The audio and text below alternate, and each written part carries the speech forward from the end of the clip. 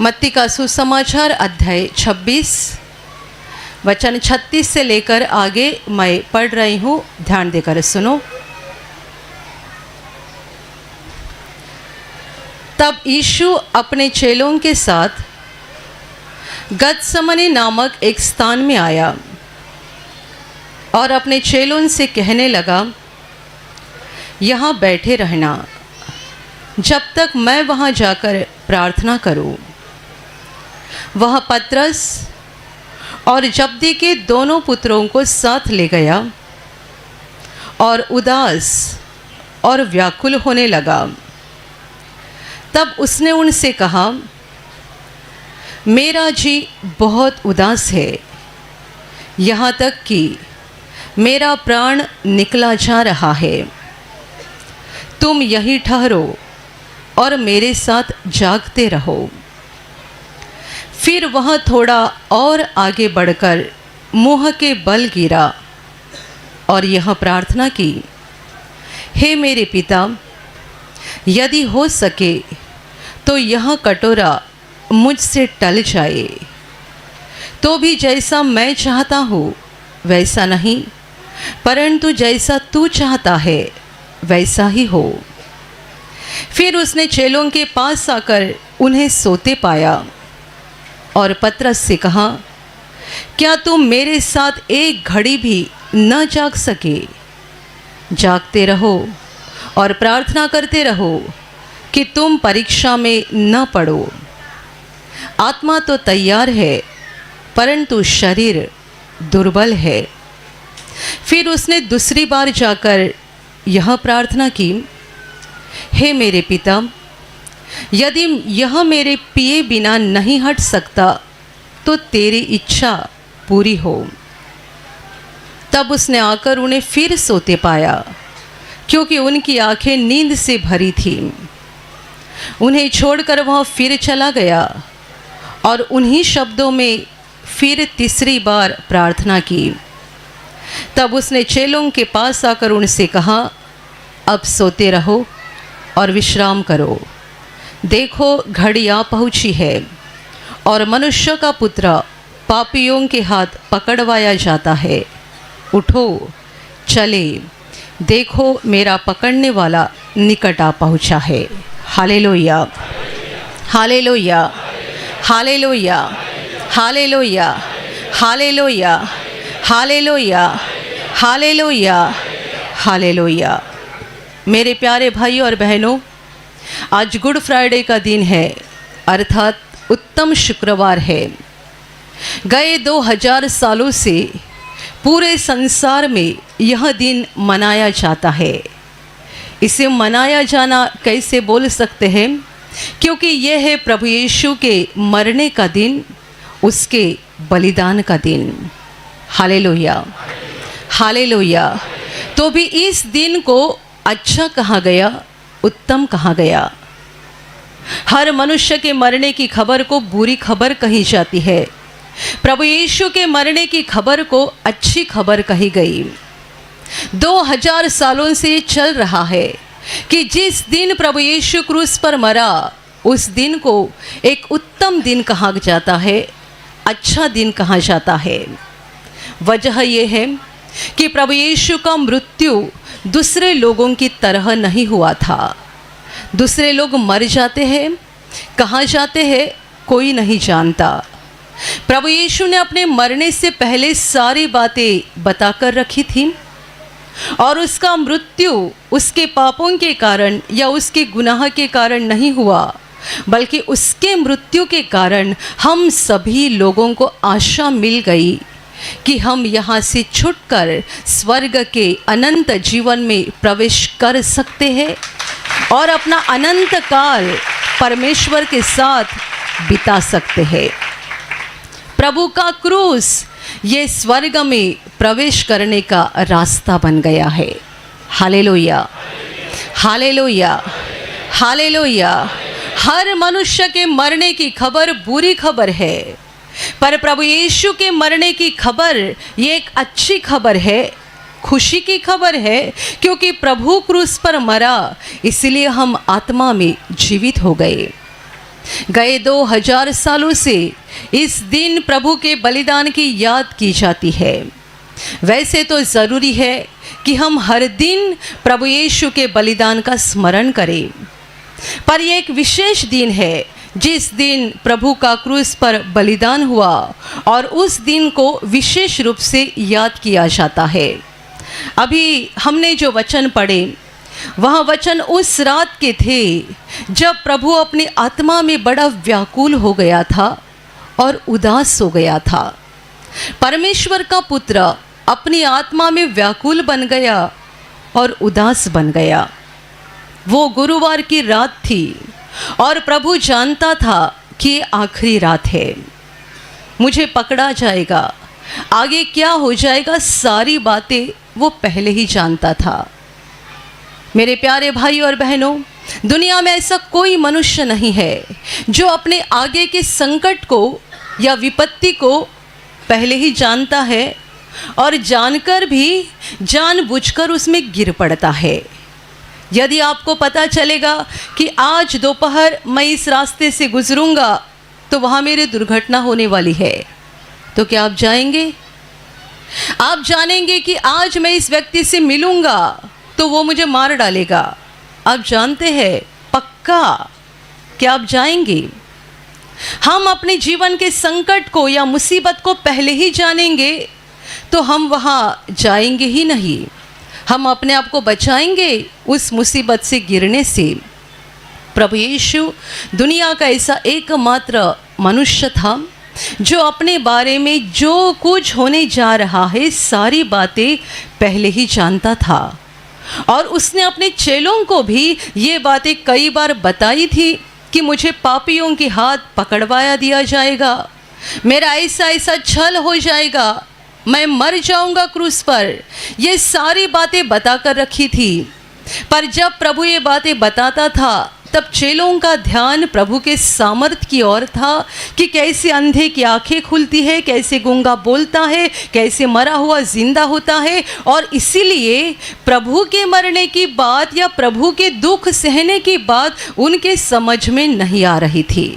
Hallelujah, hallelujah, hallelujah, hallelujah.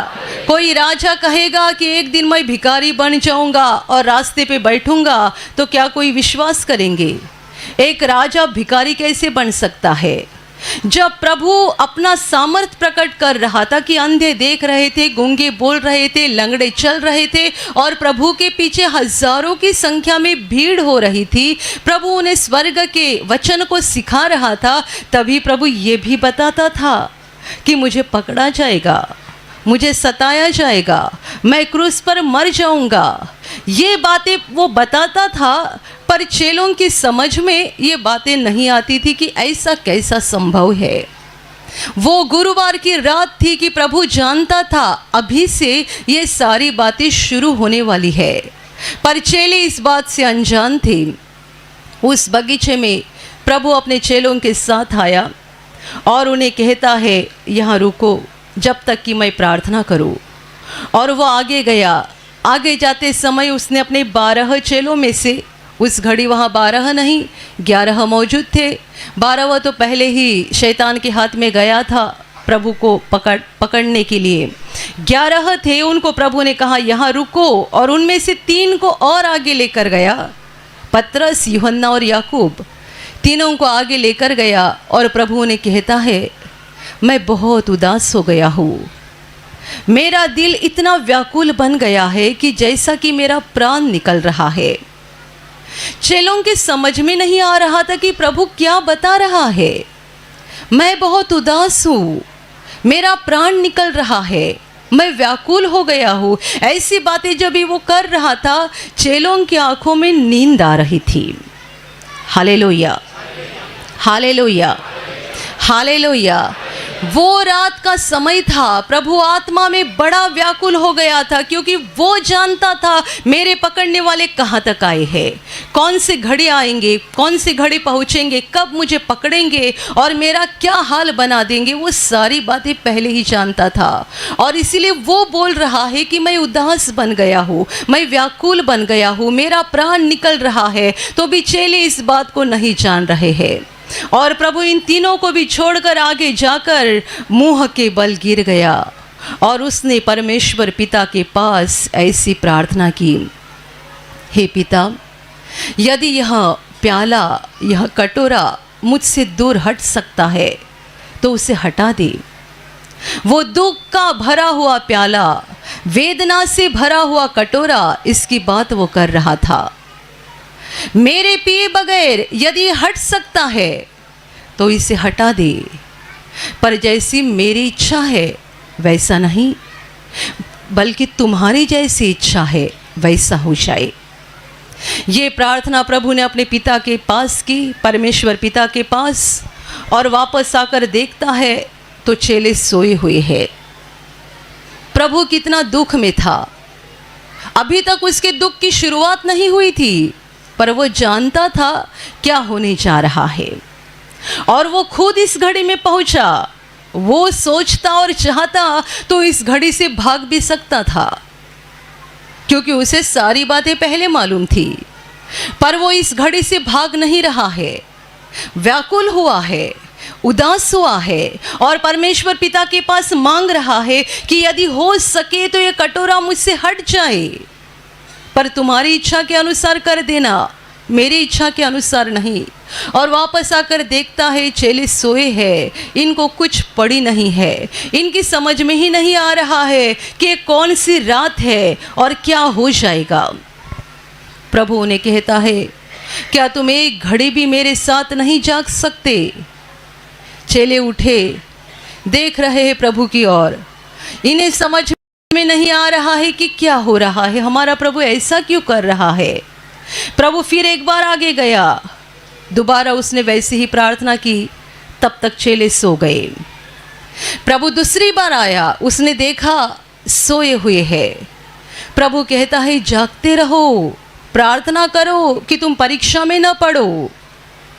वापस गया और बाइबल कहती है तीसरी बार उसने वैसी ही प्रार्थना की। प्रभु की प्रार्थना ये थी, हे पिता, यदि हो सके तो ये कटोरा मुझसे हटा दे, पर मेरी इच्छा के अनुसार नहीं, तुम्हारी इच्छा के अनुसार हो जाए। Hallelujah, hallelujah. 3 बार प्रभु ने ऐसी प्रार्थना की और तीसरी बार प्रार्थना करने के बाद जब वो वापस आ गया, उसने देखा चेले वापस सोए हुए हैं। प्रभु कहता है, अभी सोते जाओ, विश्राम करो, घड़ी आ पहुँचे है, मेरा पकड़ने वाला निकट आ गया है। और आगे हम देखते हैं, जब प्रभु अपने चेलों से बातें कर ही रहा था, तब तक 12 में से एक जो प्रभु को छोड़कर गया था और शैतान का सुनने वाला बन गया था, वो सिपाहियों को लेकर आया प्रभु को पकड़ने के लिए। Hallelujah, hallelujah. उस रात प्रभु को पकड़ा गया। उस घड़ी क्या हो गया, यहूदा वहाँ पर सिपाहियों को लेकर आया। यीशु ने उन्हें पूछा, तुम किसे ढूंढ रहे हो? प्रभु जानता था सारी बातें, तो भी पूछ रहा है किसे ढूंढते हो। खुद उनके हाथ में चला गया। सिपाही प्रभु को पकड़कर लेकर गए। पूरी रात प्रभु को सताया गया, उसका छल किया गया, तरह तरह से उसकी पूछताछ हो गई, अलग अलग लोगों के सामने उसको खड़ा कर दिया गया। कई बार उसने जवाब दिए, कई बार नहीं दिए। जहाँ जवाब देना था वहाँ जवाब दे दिया। जहाँ जवाब देना प्रभु को ज़रूरी नहीं लगा, वहाँ पर वो चुप बैठा, क्योंकि वो जानता था कोई मुझे अभी छुड़ा नहीं सकता है। पिलातुस ने यीशु से कहा, क्या तू मुझसे बातें नहीं करता है? तू मुझे जवाब नहीं दे रहा है? तुझे मालूम नहीं कि तुझे छोड़ने का अधिकार मेरे पास है, तो भी तू मुझसे बातें नहीं कर रहा है। प्रभु कहता है, यह अधिकार तुझे ऊपर से ना दिया होता तो नहीं मिल जाता, मतलब मुझे पकड़ने का अधिकार और मुझे मारने का अधिकार भी परमेश्वर पिता की ओर से तुम्हें मिल गया है। इसीलिए प्रभु ने सबों को जवाब नहीं दिया, जहाँ ज़रूरी लगा वहाँ जवाब दिया, बाकी समय वो चुप रहा क्योंकि सारी बातें पहले ही जानता था। Hallelujah, hallelujah, hallelujah. गुरुवार रात से लेकर शुक्रवार दोपहर प्रभु क्रूस पर मरा, तब तक उसने बहुत दर्द उठाया, बहुत वेदना उठाई। प्रभु यीशु को भयानक तरीके से पीड़ा दी गई और अंत में अपना क्रूस उठाकर वो कलवरी के पहाड़ के ऊपर चला गया। वहाँ उसके दोनों हाथों से और पैरों से कीले मारकर उसके शरीर को क्रूस पर लटकाया गया। जब भी वो क्रूस पर था, तड़प रहा था, उसका पूरा शरीर खून से भर गया था, शरीर से खून निकल रहा था और ऐसी हालत में भी वो बड़ी शांति से बातें कर रहा था। जब प्रभु क्रूस पर तड़प रहा था, उसने कहा मुझे पानी चाहिए। उसके शरीर से इतना खून गया था, इतना खून बह गया था। प्रभु ने कहा मुझे पानी चाहिए, वहाँ उसे पानी भी नहीं दिया गया। मेरे प्यारे भाई और बहनों, और अंत में प्रभु ने कहा पूरा हो चुका है। वो जिस उद्देश्य से, जिस मकसद से आया था, ये उद्देश्य उसने पूरा कर दिया, मकसद पूरा कर दिया और इसीलिए वो कहता है पूरा हो गया। और अंत में उसने अपने आत्मा को परमेश्वर पिता के हाथ में सौंप दिया और क्रूस पर मर गया। Hallelujah, hallelujah, hallelujah. आज शुक्रवार दोपहर का समय है। बराबर इसी समय प्रभु ने क्रूस पर अपना प्राण त्याग दिया था। इसी समय प्रभु कलवरी के पहाड़ पर क्रूस पर मर गया था और ये प्रभु का बलिदान तब से लेकर आज के दिन तक स्मरण किया जा रहा है। अर्थात प्रभु मरने की हालत में रहा नहीं, क्योंकि वो परमेश्वर था तो हमेशा के लिए नहीं मर सकता है। उसने पहले ही बताया था कि मरने के तीसरे दिन बाद वो जिंदा हो जाएगा और उसके कहने के अनुसार मरने के तीसरे दिन बाद वो जिंदा हो गया। Hallelujah, hallelujah, hallelujah, hallelujah.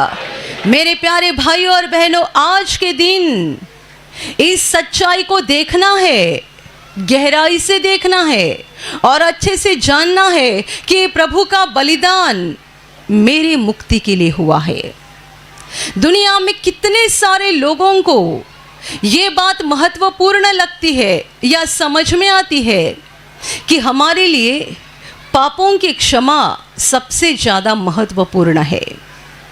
पाप की क्षमा, यीशु का बलिदान हमारे पापों की क्षमा के लिए हुआ है। यीशु का खून हमारे पापों की मुक्ति के लिए बहा है, क्योंकि परमेश्वर का वचन कहता है बिना लहू बहाए पापों की क्षमा नहीं हो सकती। पुराने नियम में इसलिए लोग जानवरों का खून चढ़ाया करते थे वेदी के ऊपर, ताकि इनके द्वारा हमें पापों की क्षमा मिल जाए। पर अभी परमेश्वर के पुत्र ने अपना खुद का लहू बहाया, पवित्र लहू, और पापी मनुष्यों के लिए मुफ्त में पापों की क्षमा लाई है। Hallelujah, hallelujah, hallelujah. इस बात को 2000 साल हो रहे हैं कि हमारी मुक्ति के लिए, हमारी पाप क्षमा के लिए और हमें अनंत जीवन दिलाने के लिए प्रभु यीशु ने क्रूस पर बलिदान किया है। पर आज 2000 साल बाद भी हम देखते हैं कितने सारे लोग इस बात से अनजान हैं और कई सारे लोग जानकर भी नज़रअंदाज कर रहे हैं, क्योंकि उन्हें नहीं पता कि हमारे लिए पापों की क्षमा कितनी ज़्यादा महत्वपूर्ण है।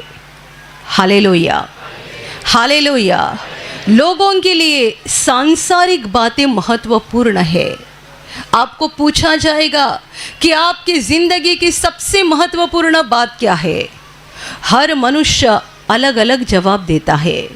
कोई कहता है मेरे पास मकान नहीं है, वो मेरी सबसे महत्वपूर्ण ज़रूरत है। कोई कहेगा मुझे नौकरी नहीं, वो मेरी पहली ज़रूरत है। कोई कहेगा मेरी शादी को 15 साल हो चुके हैं, मुझे बच्चे नहीं हैं, ये मेरी पहली ज़रूरत है। मेरे प्यारे भाई और बहनों, समझ लेना, आपकी, मेरी और दुनिया के हर मनुष्य की सबसे पहली ज़रूरत और महत्वपूर्ण ज़रूरत है उद्धार, पापों की क्षमा और अनंत जीवन में प्रवेश करना। पापों की क्षमा पाना और हमारी आत्मा का उद्धार हो जाना, ये हमारी सबसे पहली ज़रूरत है। यदि ये आपकी ज़रूरत पूरी नहीं हो गई है और आप बहुत कुछ पा रहे हैं, सारा की सारा व्यर्थ है। किसी के पास करोड़ों रुपए है और उद्धार नहीं हो गया है, ये पैसा कहाँ लेकर जाएगा? किसी के पास 10 बंगले हैं, उद्धार नहीं हो गया है, तो बंगले कहाँ लेकर जाएगा? हमारा धरती का जीवन घास के फूल के समान है। जंगल के घास के ऊपर फूल उगता है, सुबह उगता है, दोपहर या शाम तक मुरझा जाता है। हवा बहती है, फूल वहाँ से उड़कर चला जाता है, उस घास के साथ दोबारा उसका कभी कोई रिश्ता नहीं आता है। Hallelujah, hallelujah. लोग बड़ा बंगला बनाते हैं और आंखें बंद करके ख़त्म हो जाते हैं, उस बंगले में रहने के लिए वापस नहीं आते हैं। 50 लाख की भारी गाड़ी खरीदी है, एक दिल का दौरा पड़ जाता है, ख़त्म हो जाते हैं, गाड़ी में बैठने के लिए दोबारा नहीं आते हैं। बहुत सारी जायदाद इकट्ठा की है, आंखें बंद हो जाती है, सारी जायदाद यहाँ छोड़कर निकल जाते हैं। बाइबल इस सच्चाई का वर्णन एक ही वाक्य में करती है, हम दुनिया में खाली हाथ आए और खाली हाथ चले जाएंगे। Hallelujah, hallelujah, hallelujah. हम कुछ साथ नहीं लाए हैं, पैदा हुए तभी खाली हाथ पैदा हुए हैं, मर जाएंगे तभी खाली हाथ जाएंगे। आपके घर वाले आपके शरीर के ऊपर चाहे बहुत महंगा कपड़ा भी डालेंगे, ये कपड़ा एक तो मिट्टी बन जाएगी या आपको जो आग लगाई जाएगी उसमें जल जाएगा। किसी को दफनाया जाता है, किसी को जलाया जाता है, एक ही होता है, मिट्टी बन जाते हैं। Hallelujah, hallelujah. पर जो मर जाते हैं वो जाते हैं कहाँ? मिट्टी क्या बन गया? कपड़ा मिट्टी बन गया, ये शरीर मिट्टी बन गया, हड्डियां मिट्टी बन गई, पर मनुष्य कहाँ गया? हम मनुष्य है, यानी हमारे अंदर आत्मा है, जानवर की तरह नहीं है। जानवर को आत्मा नहीं होती है। हमारा आत्मा यानी हमारा सच्चा व्यक्तिमत्व है, वो कहाँ जाता है?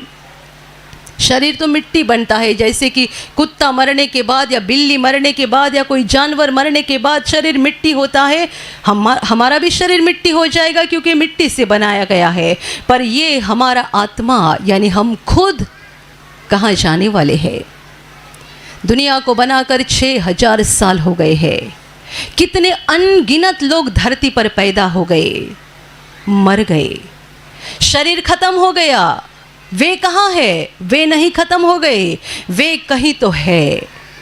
कहाँ है वो? जब हम धरती को छोड़कर जाएंगे तब हम देखेंगे, अभी नहीं देख पाएंगे क्योंकि हमारे मोबाइल का कवरेज बहुत छोटा है। Hallelujah, hallelujah. आपका मोबाइल अमेरिका में इस्तेमाल हो सकता है, आपका मोबाइल का कवरेज यहाँ इंग्लैंड में या जापान में हो सकता है, अफ्रीका के जंगल में भी हो सकता है, पर ऐसी कोई जगह है जहाँ आपका मोबाइल नहीं पहुँचता है। 6000 सालों में अनगिनत लोग धरती पर आकर गए, कहाँ गए कोई नहीं जानता है। पर जिसने आसमान और धरती को बनाया है, जिसने मनुष्य को बनाया है, जिसने मनुष्य के अंदर सांस फूंकी है और जिसने मनुष्य को जीवन दिया है, वो परमेश्वर इंसान बनकर धरती पर आया और उसने इस सच्चाई को हमारे सामने प्रकट कर दिया है। हालेलुया। कोई अमेरिका जाकर आता है तो कहता है कि अमेरिका है कैसी। कोई ऑस्ट्रेलिया जाकर आता है तो आपको बताएगा कि ऑस्ट्रेलिया है कैसा। पर कोई धरती के उस पार गए नहीं तो बताएंगे कैसे कि वहाँ पर कैसा है, क्या है? वो एक ही है जो धरती के उस पार रहता है, वो है परमेश्वर, जो इंसान बनकर धरती पर आया और उसने कहा कि मरने के बाद क्या होने वाला है। और इसीलिए प्रभु यीशु ने कहा, यदि मनुष्य ने पूरे जगत को प्राप्त किया पर अपनी आत्मा को गवाया तो उसे क्या लाभ है? अनंत जीवन की बातें प्रभु यीशु ने बताई, विनाश की बातें और विनाश की सच्चाई प्रभु यीशु ने धरती को और सारे इंसान को, मनुष्य जाति को बताई है, क्योंकि हमारा यहाँ का जीवन पल भर का है। जब ये जीवन खत्म हो जाएगा, हम या तो परमेश्वर के पास अनंत जीवन में पहुंच जाएंगे, और यदि वहां जाने के लायक नहीं है तो हमारी आत्मा का विनाश हो जाएगा, यानी अनंत काल के लिए हम नरक में जाएंगे। Hallelujah, hallelujah. जो स्वर्ग से उतरा है वही बता सकता है, बाकी कोई स्वर्ग में जाकर आया नहीं तो हमें पता कैसा चलेगा। हालेलुया।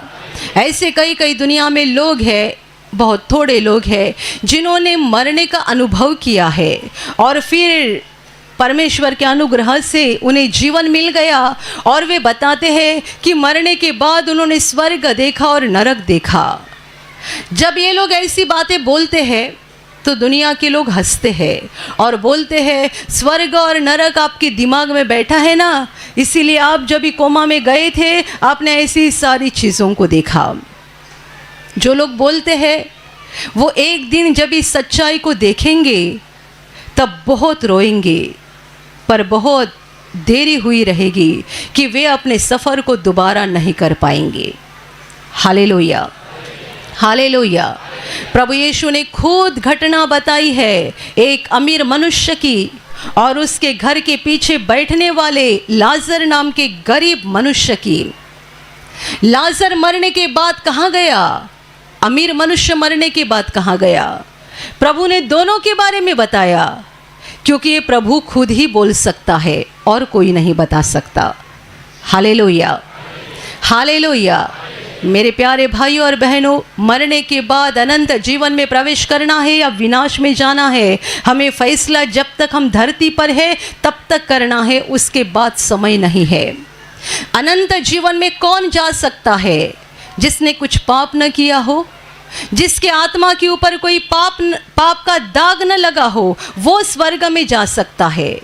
परमेश्वर अपने घर में उन्हीं लोगों को प्रवेश देगा जिनके आत्मा पर कोई दाग नहीं लगा है। यदि आत्मा पर दाग है, परमेश्वर कहेगा मेरे घर में तुम्हारे लिए कोई जगह नहीं है। हम अपने शरीर पे ऐसे कपड़े पहनना पसंद नहीं करते हैं जिनको दाग लगा है।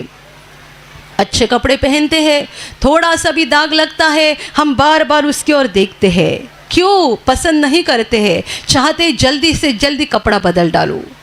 आपका घर आपने साफ सुथरा किया है, आपका बिस्तर आपने साफ सुथरा रखा है, आपका छोटा बेटा बाहर से मिट्टी से खेल कर आ गया, पूरा गंदा हो गया है और फटाक से बेड के ऊपर चढ़ा, तो आप क्या करेंगे? उसकी पिटाई करके बाहर निकालेंगे। पहले जाओ बाथरूम में साफ हो जाओ, तब तक यहाँ नहीं आने का। हम तो गंदे लोग हैं, पाप से भरे हुए, तो भी ये बाहर की गंदी बात हमें बर्दाश्त नहीं होती है। हम खुद अंदर से इतने बुराई से, इतने पापों से, इतने अधर्म से भरे हैं, तो भी यहाँ बाहर जो भी थोड़ा थोड़ा गंदा होता है बर्दाश्त नहीं होता है। Hallelujah, hallelujah. तो जो परमेश्वर इतना पवित्रता से भरा हुआ है, वो पाप की गंदगी कैसे बर्दाश्त करेगा? परमेश्वर हमारे कपड़े को नहीं देखता है, चेहरे को नहीं देखता है, वो हमारे दिल को देखता है। उसे दिल के ऊपर कितने सारे दाग लगे हुए हैं, दिल कैसा है वो बराबर मालूम होता है। Hallelujah, hallelujah. तो स्वर्ग में कौन जा सकता है? जिसके आत्मा पर पाप का एक भी दाग न लगा हो, वो स्वर्ग में जाएगा। और यदि ऐसा मनुष्य स्वर्ग में जाएगा तो सच्चाई ये है कि कोई भी स्वर्ग में नहीं जा पाएगा, क्योंकि सबके सब पापी है, सबके सब पापी है। हम सब पाप करते हैं और हमारे पाप की वजह से हमारी आत्मा के ऊपर दाग लगते जाते हैं। आप गालियां देते हैं तब आपके मुंह को दाग नहीं लगता है, आपकी आत्मा को दाग लगता है। आप किसी को बेवजह मारपीट करते हैं तब आपके हाथ को दाग नहीं लगता है, आत्मा को दाग लगता है। आपके मन में जब भी बुरे ख्याल आते हैं आपकी आत्मा को दाग लगते जाता है। आप झूठ बोलते हैं आत्मा को दाग लगता है, चोरी करते हैं आत्मा को दाग लगता है। जितने भी पाप करते जाते हैं, जितने भी पाप, उतना आत्मा गंदा बन जाता है। बाहर से हम साफ सुथरे नज़र आते हैं, हमारा कपड़ा साफ रहता है, हम अपने आप को अच्छे से नहलाते हैं, अपने आप को बाहर से बहुत साफ सुथरा रखते हैं, पर आत्मा गंदगी से भरी हुई रहती है और कोई मनुष्य स्वर्ग में जाने के लायक नहीं है। Hallelujah, hallelujah, hallelujah. परमेश्वर ने मनुष्य को किस लिए बनाया था?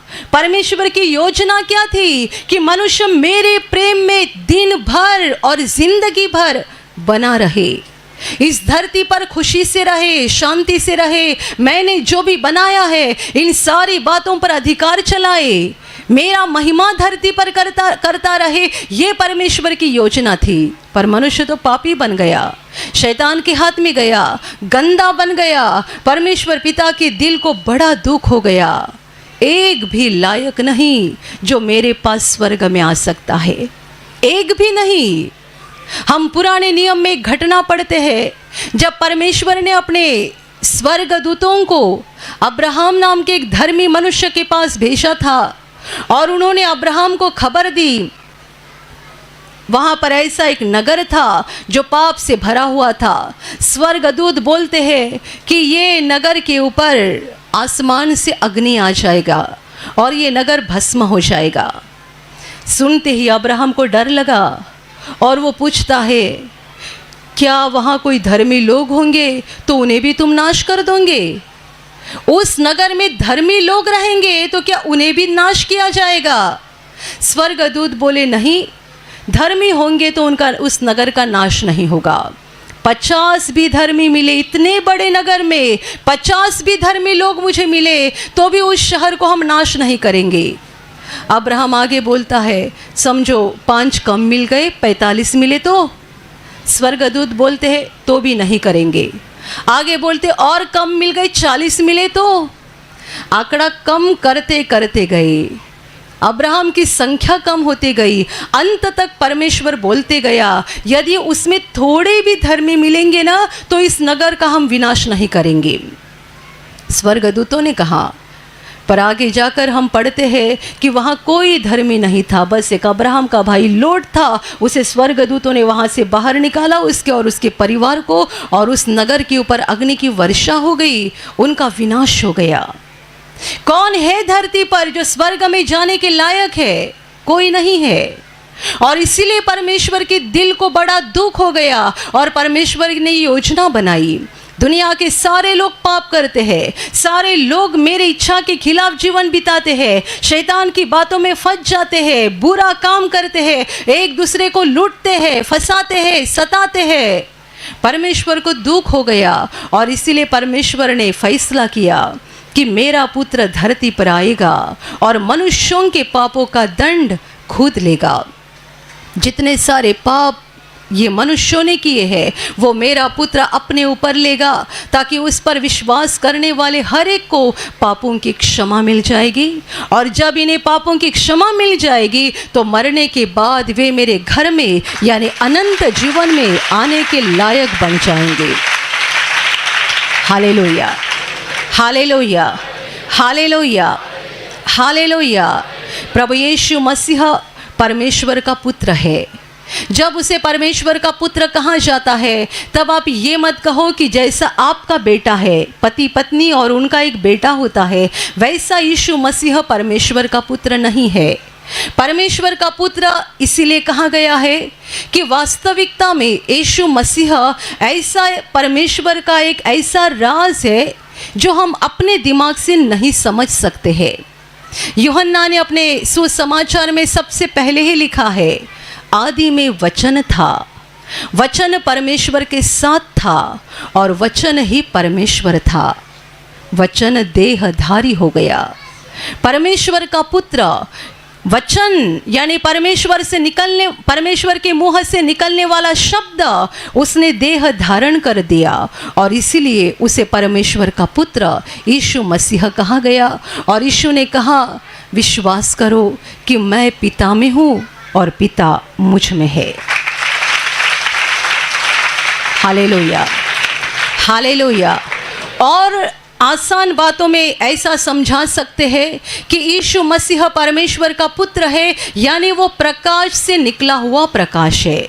परमेश्वर प्रकाश है और उससे निकला हुआ ये प्रकाश है जिसने मनुष्य का रूप धारण कर लिया।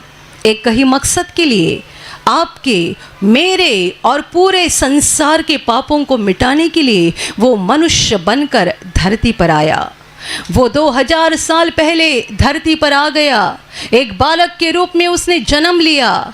जैसा एक बालक बढ़ते जाता है वैसा ही प्रभु बढ़ते गया। उम्र के 30 साल तक उसने अपना काम शुरू नहीं किया। 30 साल होने के बाद उसने काम का आरंभ किया। 3 साल तक उसने काम किया। इज़राइल के गांव गांव, नगर नगर घूमते गया। परमेश्वर के राज्य का सुसमाचार बताया, पश्चाताप का संदेश दिया, लोगों को परमेश्वर की ओर मुड़ने का संदेश दिया और अंत में उसको पकड़ा गया। उसने कहा कि मैं इसीलिए इस दुनिया में आया हूँ। ये दर्द उठाने के लिए वो आया था। उसे पकड़ा गया, उसको सताया गया और अंत में वो क्रूस पर मर गया। ये सब कुछ परमेश्वर ने इसीलिए किया कि प्रभु यीशु के लहू बहने के द्वारा पापी मनुष्य का आत्मा साफ हो जाए, शुद्ध हो जाए। लहू बहाए बिना पापों की क्षमा नहीं होती है। प्रभु ने उसका पवित्र लहू बहाया। उसने कुछ पाप नहीं किया था। हम अपना लहू बहाकर अपने आप को नहीं बचा सकते हैं, क्योंकि हम पापी हैं तो हमारा लहू भी पापी है। तो हमारा लहू हमें कैसा साफ करेगा? कोई गंदा पानी गंदी चीज़ को साफ कर सकता है? गंदी चीज़ को साफ करने के लिए शुद्ध पानी की ज़रूरत है ना।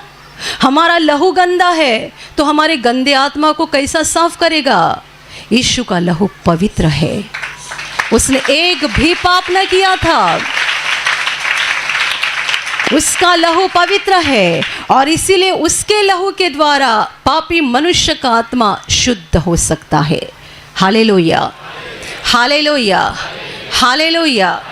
प्रभु यीशु के क्रूस का संदेश ये पश्चाताप का संदेश है, मन फिराव का संदेश है, परमेश्वर के पास वापस लौटने का संदेश है। क्योंकि यदि हमने मन नहीं फिराया, अपने पापों को नहीं मान लिया और यदि हमने अपने पापों की क्षमा नहीं पाई तो हमारे लिए कोई रास्ता नहीं है, कोई आशा नहीं है, कोई उम्मीद नहीं है। हम धरती पर एक अमीर व्यक्ति बनकर जी सकते हैं, एक बड़े सम्मानित व्यक्ति बनकर जी सकते हैं, पर मरने के बाद हमारे लिए कोई आशा नहीं है।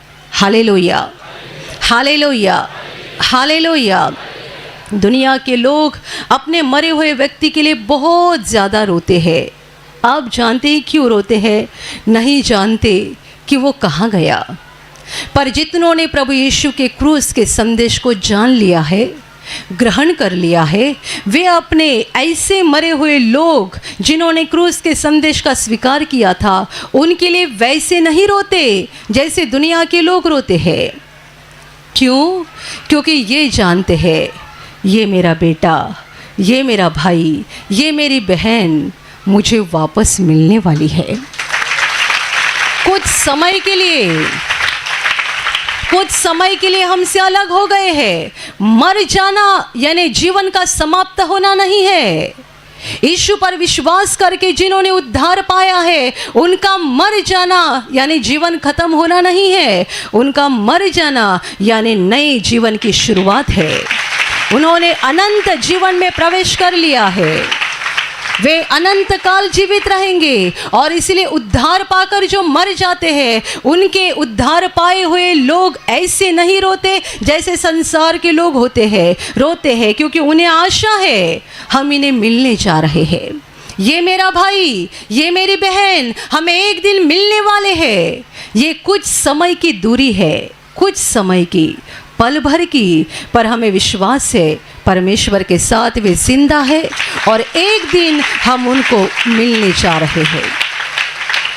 Hallelujah, hallelujah, hallelujah. जैसे कि प्रभु यीशु क्रूस पर मरा और मरने के तीसरे दिन बाद जिंदा उठा और उसने उस पर विश्वास करने वाले सारे लोगों को वचन दिया है, मैं जीवित हूँ इसलिए तुम भी जीवित रहोगे। Hallelujah, hallelujah, hallelujah. मेरे प्यारे भाइयों और बहनों, ये क्रूस का संदेश है, मन फिराव का संदेश है, पाप क्षमा का संदेश है। यदि आज आप पहली बार सुन रहे होंगे या आपने पहले सुना था पर नज़रअंदाज कर दिया होगा, तो आप आज इस बात को गंभीरता से ले लो। आज का दिन दुख का दिन नहीं है। मैं ये नहीं कहूँगी कि खुशी का दिन है, हंसने का दिन है, नहीं, पर आज का दिन दुख का भी दिन नहीं है। ये एक गंभीर दिन है, हमारे जीवन के बारे में गंभीरता से सोचने का, सीरियसली गंभीरता से सोचने का, क्योंकि ये प्रभु का बलिदान ना होता तो आपको और मुझे कोई उम्मीद नहीं थी। यदि आपने अभी भी उद्धार नहीं पाया है, पापों की क्षमा नहीं पाई है, तो आज परमेश्वर ने आपको मौका दिया है। आप यहाँ पर है और इन वचन को सुन रहे हैं, इसका मतलब परमेश्वर ने आपके ऊपर अनुग्रह किया है, आपकी याद की है कि आप अपने कानून से उद्धार का समाचार सुनो, पाप क्षमा का संदेश सुनो, ताकि आप अपने पापों की क्षमा पाओगे, मरने के बाद स्वर्ग में पहुँचोगे। Hallelujah, hallelujah, hallelujah, hallelujah. माझ्या प्रिय भावांनो आणि बहिणींनो, आज गुड फ्रायडे आहे, प्रभू येशूच्या बलिदानाचा दिवस आहे। प्रभू येशूच्या क्रूसावरचं बलिदान हा पापमुक्तीचा संदेश आहे, पश्चातापाचा संदेश आहे, तारणाचा संदेश आहे, स्वर्ग प्रवेशाचा संदेश आहे। तुमच्यापैकी काही जण आज पहिल्यांदा हे ऐकत असतील किंवा याआधी तुम्ही ऐकलं असेल पण गंभीरपणे घेतला नसेल। आज देवाने तुम्हाला संधी दिलेली आहे, ही गोष्ट गंभीरपणे घ्या, कारण पाप क्षमेशिवाय आणि तारणाशिवाय आपल्या जीवनात बाकी काहीही महत्त्वाचं नाही आहे। तुमच्याकडे पैसा किती आहे, तुमची नोकरी किती भारी आहे, तुमच्याकडे घरं किती आहेत आणि गाड्या किती आहेत, हे काही महत्त्वाचं नाही आहे। तुम्हाला पापांची क्षमा झालेली आहे की नाही हे महत्त्वाचं आहे, कारण पापांच्या क्षमेविना सगळं काही व्यर्थ आहे। जर तुम्हाला पापांची क्षमा झाली आहे आणि जर तुमचं तारण झालेलं असेल, तर आज जरी तुम्ही इकडे मरण पावलात तर इथून थेट स्वर्गात म्हणजे देवाच्या घरात प्रवेश कराल। Hallelujah, hallelujah. ज्याला पापांची क्षमा झालेली आहे त्याचं हृदय तयार झालेलं आहे, आत्मा तयार झालेला आहे। कशासाठी? अनंत जीवनात प्रवेश करण्यासाठी। कधीही मृत्यू येवो, कधीही जीवन संपो, पण जर माझं तारण झालेलं आहे तर इकडे माझे डोळे बंद झाले की जेव्हा डोळे उघडतील तेव्हा मी देवाच्या राजासनासमोर असेल, प्रभू येशू समोर असेल। कारण पाप क्षमा आणि तारण यामुळे आम्ही स्वर्गामध्ये प्रवेश करणार आहोत। Hallelujah, hallelujah, hallelujah. येशूचं क्रूसावरचं बलिदान तुमच्यासाठी, माझ्यासाठी आणि संपूर्ण मानवजातीसाठी आहे। देवाचा पुत्र येशू ख्रिस्त मानव बनून या जगात आला आणि आपल्या पापांची शिक्षा त्याने स्वतःवर घेतली। हे बलिदान होण्यासाठीच तो या जगात आला होता, कारण बायबल म्हणतं की रक्त ओतल्याशिवाय पापक्षमा होत नाही। जुन्या कराराच्या काळामध्ये लोक जनावरांचं रक्त अर्पण करायचे, ज्यामुळे त्यांना पापांची क्षमा मिळेल असा त्यांचा विश्वास होता। पण आता या कशाची गरज नाही आहे, कारण येशू ख्रिस्ताने स्वतःचं रक्त ओतलेलं आहे। तो पवित्र होता आणि त्याने त्याचं पवित्र रक्त ओतलं। आपण आपल्या रक्ताने पण क्षमा मिळवू शकत नाही, कारण आपण पापी तर आपलं रक्त पण पापी। जर आपलं रक्त पापी तर पापी रक्त आपल्या आत्म्याला कसं शुद्ध करू शकेल? म्हणून तर देवाने त्याचा पुत्र पाठवला। देवाचा पुत्र येशू ख्रिस्त निष्कलंक आणि निर्दोष कोकरा असं त्याने देवाला स्वतःचं समर्पण केलं आणि त्याचं रक्त पडलं म्हणून आपल्याला पापक्षमा मिळाली। Hallelujah, hallelujah, hallelujah. हे बलिदान सोपी गोष्ट नव्हती. ज्या रात्री येशूला धरण्यात आलं त्या रात्री तो बागेत व्याकुळ होऊन प्रार्थना करत होता. तो अतिशय आत्म्यामध्ये दुःखी झाला होता, व्याकुळ झाला होता आणि व्याकुळ होऊन त्याने प्रार्थना केली, हे बापा शक्य असेल तर हा प्याला माझ्यापासून दूर कर, पण माझ्या इच्छेप्रमाणे नको, तुझ्या इच्छेप्रमाणे होऊ दे. आपलं दुःख सहन, वेदना सगळं प्रभूला आधी दिसत होतं. ते साधं दुःख नव्हतं, संपूर्ण मानवजातीच्या पापांचं दुःख होतं. त्या किती भयानक वेदना होत्या, किती भयानक त्रास होता. आणि म्हणून प्रभू विनंती करत होता, पण तो म्हणाला माझी इच्छा नको, तुझी इच्छा पूर्ण कर. आणि देवपित्याची इच्छा होती की प्रभू येशूने आपल्या मुक्तीसाठी बलिदान करावं. प्रभूने ती इच्छा मान्य केली आणि आपल्या मुक्तीसाठी क्रूसावर बलिदान केलं. हालेलुया. गेल्या 2000 वर्षापासून हा दिवस संपूर्ण जगामध्ये साजरा केला जातो. या दिवशी आठवण केली जाते विशेष रीतीने. खरं म्हणजे आपण या बलिदानाची आठवण रोज करायला पाहिजे, पण हा विशेष महत्त्वाचा दिवस आहे ज्या दिवशी प्रभूने क्रूसावर बलिदान केलं. आणि म्हणून या दिवशी अधिक गंभीरपणे त्याच्या बलिदानावर विचार करा. आपली पापं कबूल करून पश्चाताप करा, कारण पाप क्षमेशिवाय आपलं सगळं जीवन व्यर्थ आहे. हालेलुया. हालेलुया. जोपर्यंत लोकांकडे सगळं काही भरपूर असतं तोपर्यंत त्यांना गरज वाटत नाही की आपल्याला पापक्षमेची गरज आहे, परंतु जेव्हा ती शेवटची घटका येईल तेव्हा त्यांना समजेल की पापक्षमा किती महत्त्वाची आहे. मरणानंतर आपल्यासाठी 2च जागा आहेत, स्वर्ग किंवा नरक. पापक्षमा झाली असेल तर स्वर्गात जाऊ, पापक्षमा झाली नसेल तर नरकात जाऊ. कुठे जायचं आहे हे आपण आताच ठरवायचं आहे. मेल्यानंतर आपल्याला निर्णय घ्यायला संधी नाही आहे. हालेलुया. हालेलुया. हालेलुया. मेल्यानंतर पण संधी नाही. आणि तुम्ही म्हणाल की 1 वर्षाने बघेन, 10 वर्षाने बघेन, म्हातारा झाल्यावर बघेन, आता मी तरुण आहे तोपर्यंत मला मजा करू द्या. तसं होत नाही, कारण आपल्या कुणालाही आपलं जीवन माहिती नाही आहे. मनाची, आत्म्याची अशी तयारी करा की आज जरी इकडे तुम्ही मेलात तरी दुसऱ्या क्षणाला स्वर्गात म्हणजे देवाच्या घरात पोहोचाल. हालेलुया. हालेलुया. हालेलुया. हालेलुया. आणि मी लोकांना नेहमी म्हणते की जेव्हा जेव्हा मी आपल्या मरणाविषयी बोलते त्यावेळेला लोक म्हणतात की सिस्टर कशाला वारंवार असं बोलतात. ऐकायला आवडत नाही ना मरणाबद्दल, पण हे कडू सत्य आहे. कडू लागते पण ते सत्य आहे. आज या घडीला किती लोक रस्त्यावर अपघात होऊन मरण पावले आहेत, किती लोक हॉस्पिटलमध्ये मरण पावले आहेत. आपण बोललो नाही म्हणजे आपल्याला मरण टाळता येईल असं नाही, ते सत्य आहे. मग ते जर सत्य आहे तर ते सत्य जेव्हा घडणार आहे त्यासाठी आत्ता तयार झालं पाहिजे. हालेलुया. हालेलुया. आणि खरं म्हणजे आपल्याला काहीच करायचं नाही आहे, देवाने सगळं केलं आहे. येशूने रक्त ओतलं आहे, त्याने आपल्या पापांच्या वेदना घेतल्या आहेत. बायबल म्हणतं आमचे आजार त्याने घेतले, आमचे क्लेश त्याने वाहिले, पापं आम्ही केली, शिक्षा त्याने भोगली. प्रभूने सगळं काही भोगलेलं आहे. आम्हाला फक्त नम्रपणे पापं कबूल करायची आहेत, पश्चाताप करायचा आहे, येशूच्या बलिदानावर विश्वास ठेवून पाप क्षमा मिळवायची आहे आणि तारण साधून घ्यायचं आहे. म्हणजे जेव्हा आमचं या जगातलं जीवन संपेल तेव्हा आम्ही देवाच्या घरात म्हणजे स्वर्गामध्ये प्रवेश करू. हालेलुया. हालेलुया. हालेलुया. और अभी प्रार्थना करने का समय है. आप विश्वास करो कि एक पल में प्रभु यीशु आपको छूकर चंगाई देगा. एक पल में वो आपके जीवन का दुख निकाल देगा और आपके आंसुओं को खुशी में बदल देगा, क्योंकि उसके लिए असंभव कुछ नहीं है, अनहोनी बात एक भी नहीं है. प्रभु यीशु आज भी जिंदा है. 2000 वर्ष पहले वो शरीर रूप में धरती पर था, आज शरीर रूप में नहीं बल्कि आत्मा के रूप में है.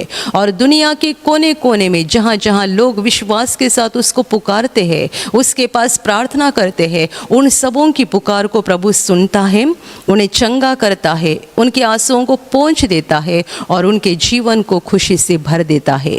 आप भी इसी विश्वास के साथ आपके बीमार भाग पर हाथ रखो, और यदि वहाँ हाथ नहीं रख सकते हैं तो अपने सीने पर हाथ रखो. प्रभु यीशु के नाम से इसी क्षण आपके शरीर की सारी बीमारियां निकल जाए। यीशु के नाम से आपके जीवन का सारा दुख निकल जाए। शैतान का हर एक काम आपके जीवन से और आपके परिवार से पूरी तरह से नष्ट हो जाए। यीशु के नाम से, प्रभु यीशु के नाम से शैतान का सारा काम आपके जीवन से नष्ट हो जाए। सारी दुष्ट आत्माओं को प्रभु यीशु के नाम से मैं आज्ञा दे रही हूँ, इसी क्षण इन्हें छोड़कर निकल जाओ और वापस उनमें नहीं आना। इसी क्षण प्रभु का महान सामर्थ्य आपके ऊपर आ जाए। प्रभु का महान सामर्थ्य आपके ऊपर आ जाए। प्रभु का महान सामर्थ्य आपके ऊपर आ जाए। इसी घड़ी पवित्र आत्मा की खुशी आपके दिल में आ जाए। पवित्र आत्मा की शांति आपके दिल में आ जाए और आपका जीवन स्वर्ग की रोशनी से भर जाए। आमीन।